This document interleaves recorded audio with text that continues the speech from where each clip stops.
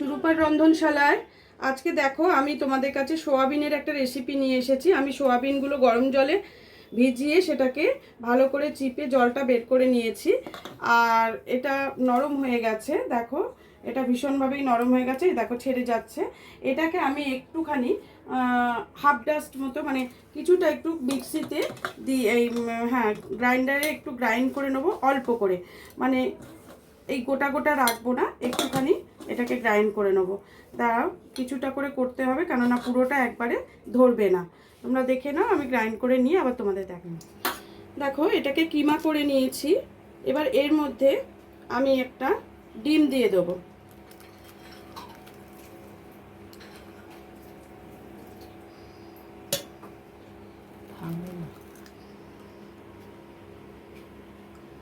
যদি আমার প্রয়োজন পড়ে তাহলে আমি আর একটা ডিম এতে দেব।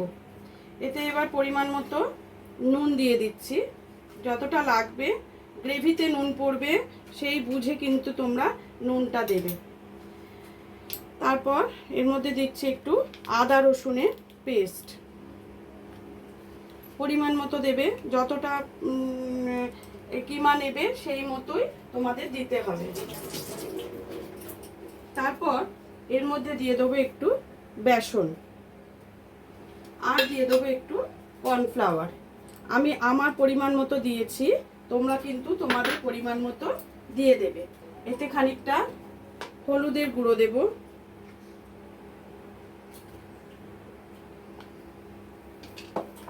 আর দেব কাশ্মীরি লঙ্কার গুঁড়ো। আমি এটাকে ভালো করে মেখে নেব।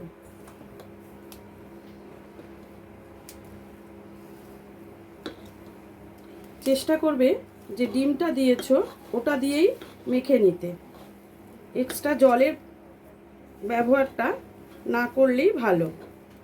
ওই জন্য আমি বললাম যে প্রয়োজনে আমি আর একটা ডিম দিয়ে দেব। এটাকে ভালো করে মাখলে সোয়াবিনের যতটাই নিংড়ে নিই তাও ভেতরে একটা জলের ভাব তো থাকে, প্লাস তোমার ডিমটা দিয়ে হয়ে যাওয়ারই কথা।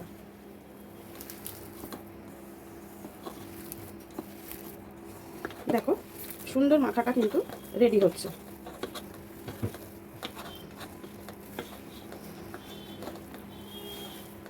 বেসন আর কর্নফ্লাওয়ার যদি তোমরা দুটো একসাথে দিতে না চাও না দিতে পারো, কিন্তু বেসনের একটা টেস্ট এতে কিন্তু খুব ভালো লাগে, তাই জন্যই কিন্তু আমি বেসনটা এতে দিয়েছি।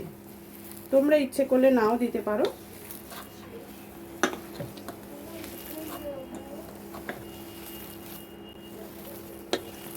দেখো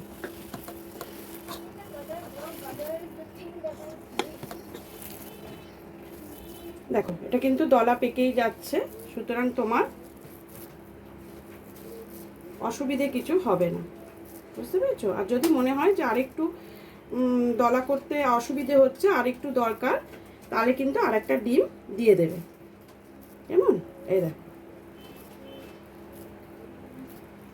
এইভাবে এক একটা বল তৈরি করে নেবো আমরা।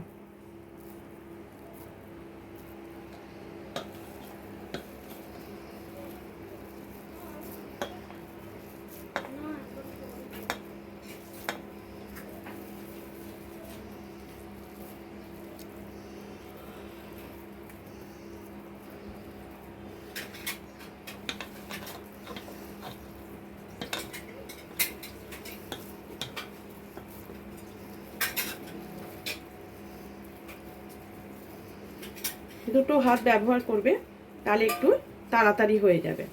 আমি বলগুলোকে এখানেই গুছিয়ে রাখছি, তোমরা প্রয়োজনে অন্য পাত্র নিয়ে নিতে পারো।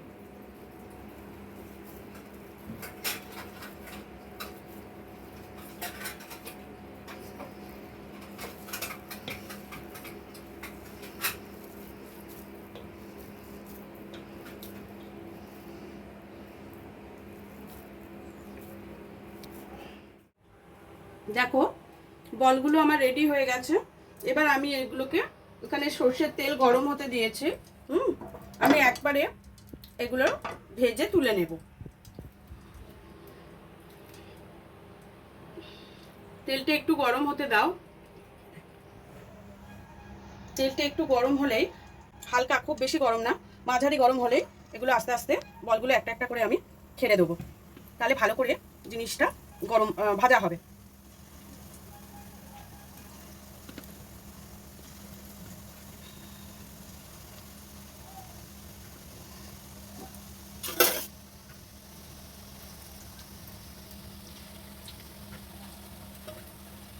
ভালো করে একটু ভাজাটা হোক, তারপর আমরা আবার ফিরে আসছি। দেখো এগুলোকে একটু উল্টে পাল্টে দিচ্ছি। একটা পিঠ করে ভাজা হয়ে গেছে আমার, আর একটা পিঠ উল্টে দিলাম।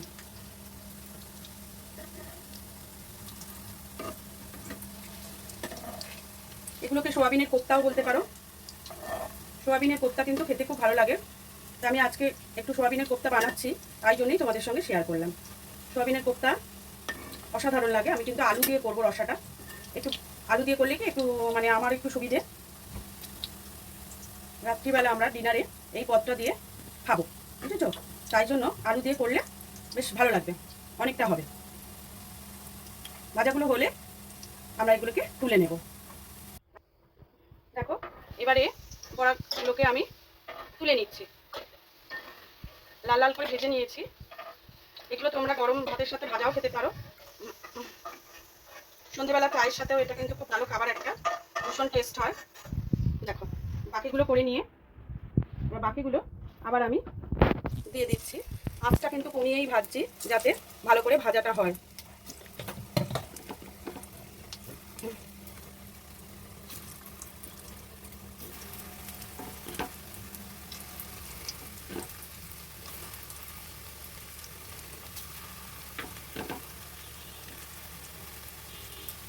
এগুলো হয়ে গেলে সবগুলো ভেজে নিয়ে আমি তোমাদের কাছে আবার ফিরে আসছি। পেঁয়াজ নিয়েছি, এটা গ্রেভিটা তৈরি করব বলে। এবার গ্রেভিটা রেডি করতে হবে। পেঁয়াজটা, টমেটোটা আমি মিক্সিং জারের মধ্যে দিয়ে দিলাম, আর এর মধ্যে দিয়ে দেবো খানিকটা সাদা তিল, রোস্টেড তিল কিন্তু এটা। দেখো অল্প করে একটু সাদা তিল দিলাম, তার সাথে দেব দুটো আমন্ড, একটু জাবিত্রির টুকরো, বাকিটা চিনেবাদাম। এগুলো সবগুলোকে একসঙ্গে গুঁড়ো করে নিয়ে তারপর পেস্ট করে আমি নিয়ে এসে তোমাদের দেখাচ্ছি। দেখো দুটো ডালচিনি, চারটে লবঙ্গ, দুটো এলাচ, একটু সাজিরা আমি তেলের মধ্যে দিয়ে দিলাম। এগুলো একটু সেন্ট বেরোলেই এখানে যে মশলাটা আমি বেটে নিয়ে এলাম, এই মশলাটা দেব। কিন্তু তার আগে এতে একটু আদা রসুনের পেস্ট আমাকে দিয়ে দিতে হবে। আদা রসুনের পেস্ট দিয়ে এতে আমি সামান্য জল দেব, যাতে দেখো এবার তাতে একটু হলুদ ফেলে দিলাম। সবটাই তোমাদের পরিমাণ মতো দেবে, যে যতটা মনে করবে ততটাই দেবে। কাশ্মীরি লঙ্কার গুঁড়ো এটাও দেবে।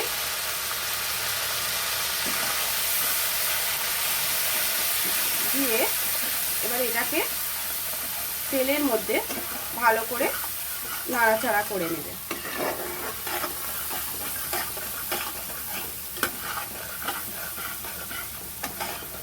এটা একটু আঁচটা কমিয়ে দেব, এটা নাড়াচাড়া করতে থাকবো। আর এখানে এই কড়াতে আমি তেল গরম হতে বসিয়েছি। এর মধ্যে কিন্তু আমি একটু নুন দিয়ে দেবো, পরিমাণ মতো, অল্প করে, বেশি না। এর মধ্যে কিন্তু আমি আলুটা আলাদা করে ভেজে নেব। একটু হলুদ দিয়ে দেবো, যাতে আলুর রঙটাও একটু কালারফুল হয়। একটু কাশ্মীরি লঙ্কার গুঁড়ো, সব কিছুই দিয়ে আলুটাকে একটু ভাজা ভাজা করে নেব। আর ওদিকে মশলাটা তো কষছি, তোমরা দেখেইছো।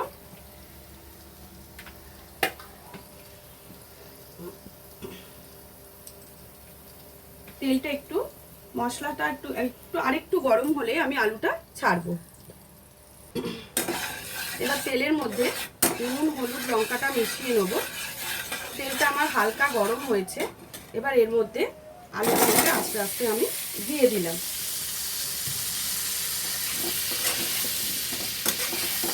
তেলের মধ্যে ভালো করে আলুটাকে তেলের সাথে মিশিয়ে নেব। তার সাথে লঙ্কা, হলুদ, নুন যেগুলো দিয়েছি সেগুলো যাতে আলুর সাথে ভালো করে মিশে যায় সেটাও আমাকে দেখতে হবে, সুন্দর যেন রং হয়। একটা কথা কি জানো তো, পাহেলে দর্শনদারি পিছে গুন্ডে চলে। একটা জিনিস, যে কোনো জিনিস দেখবে, দেখতে সুন্দর না হলে মানুষের খাওয়ার আগে দৃষ্টি আকর্ষণটা বড় জিনিস। একটা খাবার যদি দেখতে সুন্দর হয় না, এমনি মনে হবে একটু খেয়ে দেখি। তাই সবসময় চেষ্টা করবে তার রং রূপ দুটোই যেন সুন্দর হয়। আমার মেয়ে একটা বড়া নিয়ে গেল। হ্যাঁ রে, ওতে সব ঠিক আছে? আর এদিকে দেখো আমি মশলাটা কষছি। মশলা এবার আঁচটা একটু জোরে করে দিলাম। মশলা এখানে আদা বাটা দিয়েছি, ওর মধ্যে আর একটু মশলা দেবো, আদা বাটা, হলুদ গুঁড়ো, কাশ্মীরি লঙ্কার গুঁড়ো আমি কিন্তু ওতে দিয়ে দিয়েছি। এবার ওর মধ্যে একটু দেবো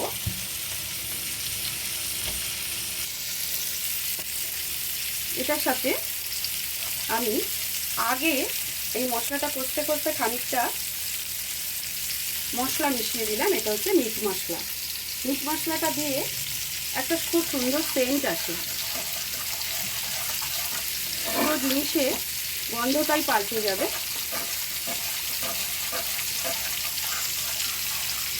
দেখো এইবার এর সাথে দিয়ে দেব এই যে বেটে রেখেছি পেঁয়াজ, তারপরে তিল, বাদাম,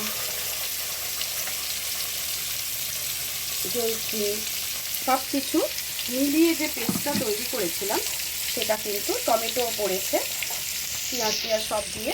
এবার সেটা আমি এর মধ্যে দিয়ে দিলাম। আর এইটাকে ধুয়ে খানিকটা জল আমি ওতে দিয়ে দেব। জলটুকু এতে মিশিয়ে দিলাম, মশলাটা গুলে যেটুকু বেরোলো সেটা মিশিয়ে দিলাম। বেশি জল কিন্তু আমি দিইনি, যাতে মশলাটা ভালো করে কষতে হবে। এবার সব একসঙ্গে মিশিয়ে এটাকে বেশ কিছুক্ষণ আমাকে নাড়তে হবে, কারণ এর থেকে যতক্ষণ না কাঁচা গন্ধটা, বাদামেরও একটা কাঁচা গন্ধ থাকে, সেটা যতক্ষণ না যাচ্ছে ততক্ষণ কিন্তু এটা আমাকে কষতে হবে।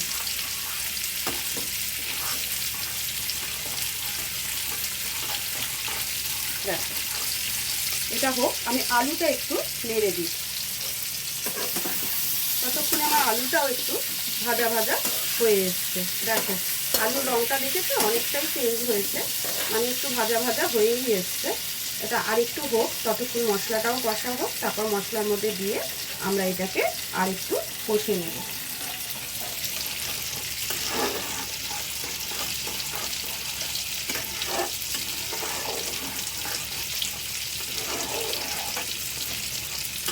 তোমরা যদি মিট মশলার বদলে অন্য কিছু মশলা দিতে চাও সেটাও কিন্তু তোমরা দিতে পারো, বা বাড়িতে তৈরি যদি তোমাদের জয়িত্রী জায়ফল গুঁড়ো থাকে সেটাও দিতে পারো। সেটা রান্নার পরে দিয়ে দিলেও হয়ে যাবে, কিন্তু আমি এটা কষার সময় একটু দিলাম, যে কষার সময় না একটা সুন্দর গন্ধ বেরোচ্ছে।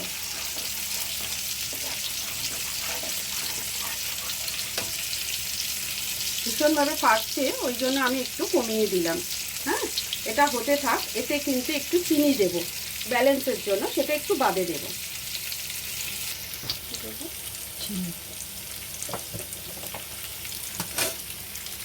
তোমাদের আমি দেখো তেল ছাড়তে শুরু করেছে, দেখেছো তোমরা। হ্যাঁ, এবার আমি এতে একটু ব্যালেন্সের জন্য, টেস্টের ব্যালেন্সের জন্য একটু চিনি দিয়ে দিচ্ছি। আমি কিন্তু এতে এখনও নুন দিইনি। এবার কিন্তু আমি নুনটা একটু কমই দেব, কারণ বড়াতে নুন দেওয়া আছে। পরিমাণটা বুঝে দেখে নিয়ে তারপর আমাকে আবার নুনটা দিতে হবে। এটাকে আবার নুন আর চিনির সাথে একসাথে মিশিয়ে আবার কিছুক্ষণ হতে দিতে হবে। এটা ভালো করে তেল ছাড়া অবধি আমাদের একটু অপেক্ষা করতে হবে, কেন যে কোনো রান্নাই যদি সুন্দর না হয় তার টেস্ট, তেল ছাড়া অবধি অপেক্ষা করতেই হবে।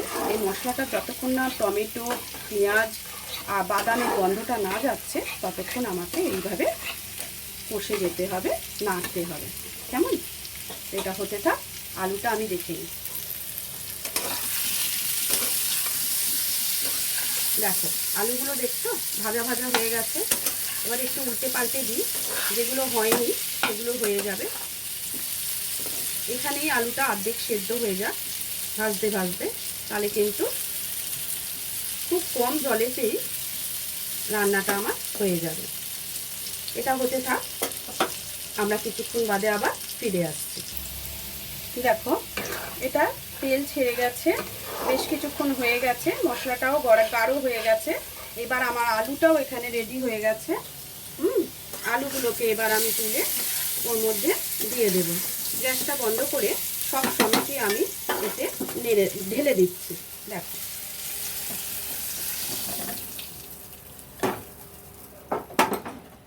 এবার পুরোটা আলুর সাথে ভালো করে মশলাটাকে মিশিয়ে নেব। এটা অবশ্যই তোমরা টেস্ট করো, খেয়েও করো রান্নাটা। আর যারা যারা দেখছো আমার চ্যানেলটাকে সাবস্ক্রাইব করে যেও, দেখে চলে যেও না। তোমরা যদি পাশে না থাকো তাহলে আমি উৎসাহটা পাবো কী করে বলো? কমেন্টস করো, লাইক করো, একটা লাইক দিয়ে যেও যারা দেখছো, একটা লাইক করো, কমেন্টস করো। আর যদি পারো বন্ধুদের মধ্যে যদি ভালো লাগে শেয়ার করো। দেখো এইটাকে একটু চাপা দিয়ে, জল না দিয়েই, বুঝেছো, জল দেওয়ার এখন প্রয়োজন নেই, যথেষ্ট গ্রেভি আছে। আমি কিছুক্ষণ হতে দিই, আলুটা একটু সেদ্ধ হলে প্রয়োজন পড়লে, প্রয়োজন না তখন একটু অল্প করে জল দেব, কেমন? দেখো চাপা দিয়ে দিলাম, এটা কিছুক্ষণ হতে থাক। আর পাশে এই কড়াটার মধ্যে আমি কিন্তু একটু জল ঢেলে গরম হতে দিলাম। এই জলটাই কিন্তু আমি এতে মিশিয়ে দেব। হ্যাঁ, এটা কষে নেওয়ার পর আলুটা ভালো করে একটু নরম হয়ে গেলে তো অল্প জল দিয়ে, গরম জল দিয়ে ওটা কষে নিয়ে তারপর বড়াটা দিয়ে দেবো, কেমন? এটা হতে থাক। দেখো এখানে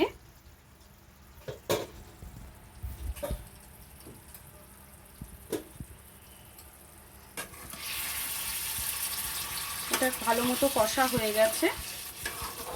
এইবারে আলুগুলো প্রায় হাফ সেদ্ধ হয়ে গেছে। এবার আমি একটু অল্প জল, এই দেখো অর্ধেক গলেই গেছে, এই দেখো আর কিছুটা হলে হয়ে যাবে। এখানে গরম জল বসিয়েছি, গরম জলটা এতে এবার ঢেলে দেব।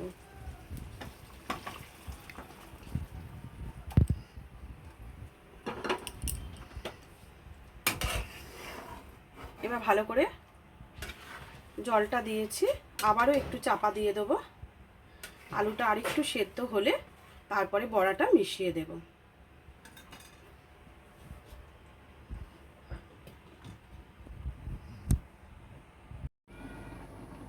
দেখো বন্ধুরা, এতক্ষণে আমার এটা হয়ে গেছে।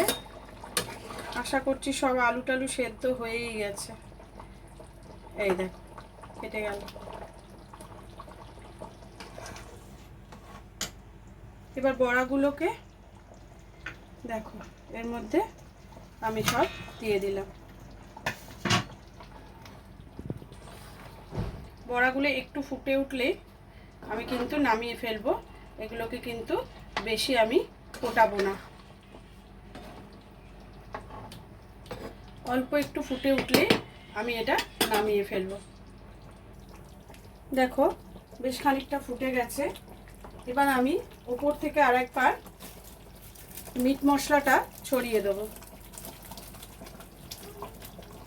তোমরা যদি অন্য কোনো মশলা দিতে চাও দিতে পারো। মিট মশলার একটা সুন্দর টেস্ট আর গন্ধ।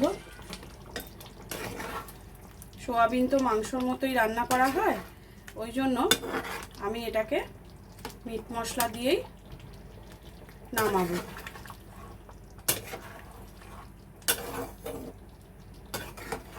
হয়ে গেছে আমার সোয়াবিনের কোপ্তা কারি। এবার সার্ভ করে তোমাদের দেখাচ্ছি। দেখো রেডি হয়ে গেল আমার কোপ্তা কারি, সোয়াবিনের কোপ্তা কারি। কেমন লাগলো অবশ্যই বলবে। তোমরা যদি পারো এতে একটু নামানোর পর একটু ঘি ছড়িয়ে দেবে, যেটা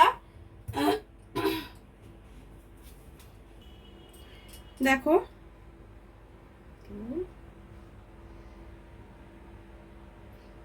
আমি একটু ঘি দিয়ে দিলাম, তোমরাও একটু ঘি এতে দিয়ে দেবে, দিয়ে একটা চামচে দিয়ে এটাতে একটু স্প্রেড করে দেবে।